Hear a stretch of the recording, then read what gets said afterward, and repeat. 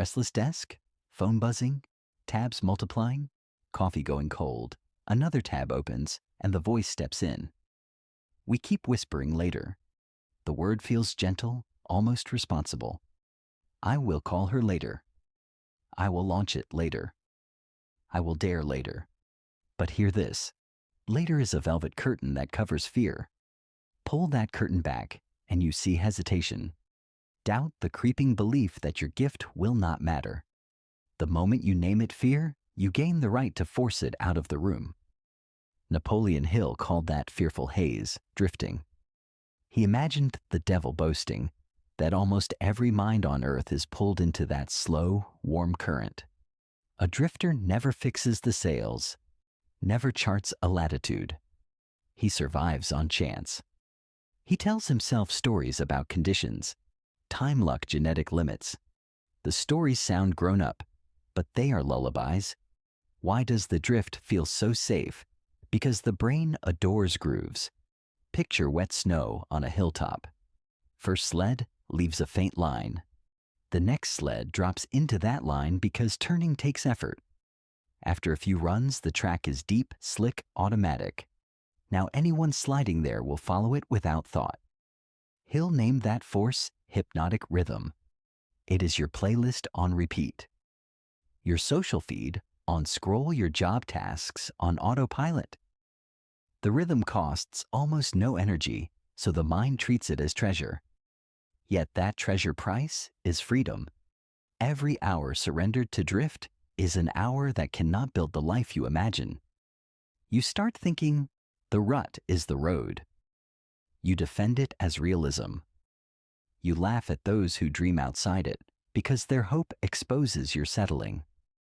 I have stood there too. My laughter was just armor. Hill found one cure, only one end drift with definite purpose. Choose one aim name. It loud fix it in writing and walk toward it every single day. He wrote that a clear purpose acts like an inner magnet, altering every perception, every contact, every setback, every coin in the pocket. Now serves the aim, and so the devil loses grip. Here is how we build that magnet right now. Take a blank sheet, not an app, a sheet. The brain treats pen lines as physical territory. Your sheet gets 3 lines, nothing more. That is the power. First line. Name the single result you are willing to buy with the next 12 months of breath. Use vivid plain language, not corporate fog. Do not write, I want financial independence. Write, I will earn and keep $100,000 after tax. Or I will finish and self-publish my novel of 60,000 words. Clarity cuts loopholes. Second line. Name exactly why that result matters to people beyond your skin. It might free your children to study. It might lift a neighborhood. It might prove a method that helps strangers. The ego will sprint for a week. Purpose that serves others will march for a decade. Third line. Name the smallest daily act that unarguably moves the needle. One cold call, 1 page, 1 mile. One technical problem solved. Keep it measurable, keep it atomic. A task so small that excuses look silly beside it. Speak those 3 lines aloud. Ink hardens when sound carries it into space. Then tape the page where your morning eyes land before the world's notifications invade.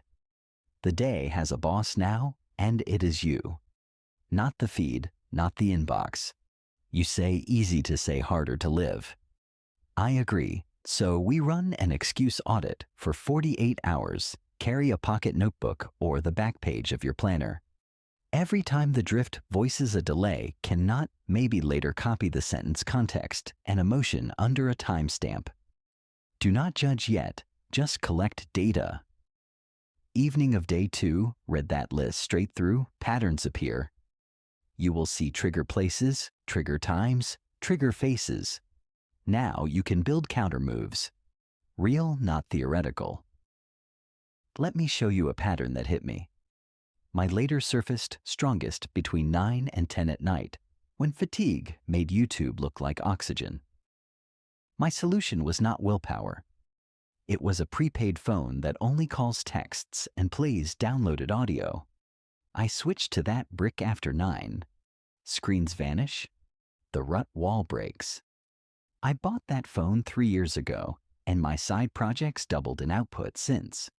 Because I built an environment where drifting had fewer handles. You may not need the same guardrail. You will design yours. That is the point of the audit. Without numbers, we fight fog. There is a deeper layer, and we ignore it at risk. Purpose is dynamic. The aim you set this year may evolve as skill vision and network expand. Hill warned that drift can return through success just as easily as through failure. When praise, money, or comfort arrive, the brain slips back into easy grooves.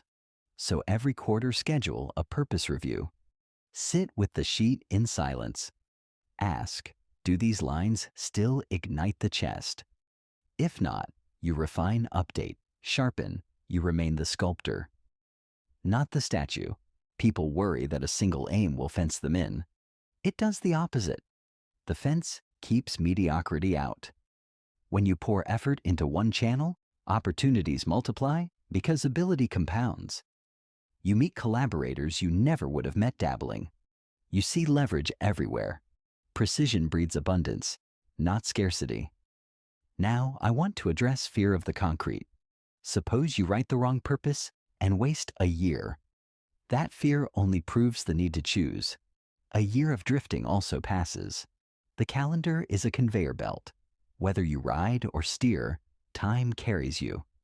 Plan error beats passive decay. If the goal proves unworthy, you will discover that faster by pursuing it than by imagining it. I recall Hill quoting a young salesman who told himself, "Someone else will grasp the golden opportunity." Well, someone else always does.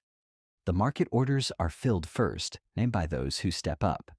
The world rewards the definite, even if they stumble. Their stumbles are on the path. The drifter's steps are circles. Let us weave these threads back to your desk right now. Phone still buzzing. Coffee still cooling. Overhead light catching dust. Each object in reach can support or sabotage your purpose. Move 2 things tonight, only 2. Remove the loudest distraction. Place one tool of creation in its spot. Notebook, guitar, dumbbell sketchpad. You just redrew your terrain to favor drive over drift. The brain maps significance onto position. When your creative tool sits where the distraction sat, it signals an identity shift with every glance. Before we close, breathe slow. Take 10 seconds. Feel chair, floor, heartbeat. You are alive in an age when ideas scale beyond geography. A clear purpose today could feed families on continents you will never visit. That is sober, exciting, intimidating. You are not born to drift across a screen. Action dare. Copy your 3 purpose lines onto a card. Take a photo. Set it as your lock screen. Leave it untouched for 7 dawns and nights. On day 8, speak those lines again. If the words still spark, keep the card. If they numb you, rewrite until fire returns. When the card burns bright, commit to a 90-day sprint and audit excuses weekly. Document results. Share them with one friend. Accountability strengthens edge. We began with a question. What if later is polite fear? You now have the answer in ink and voice. Drive begins when you declare, now. Camera fades, desk clears, buzz quiets. You walk out of frame, but purpose stays visible on screen until the final second for anyone still drifting.